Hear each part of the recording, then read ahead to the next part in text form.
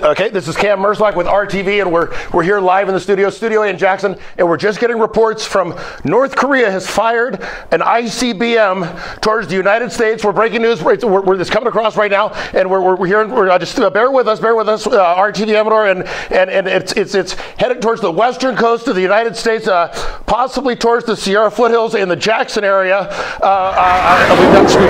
We have people on the scene, and let's cut to the cameras. Cut to the cameras on Main Street in Jackson.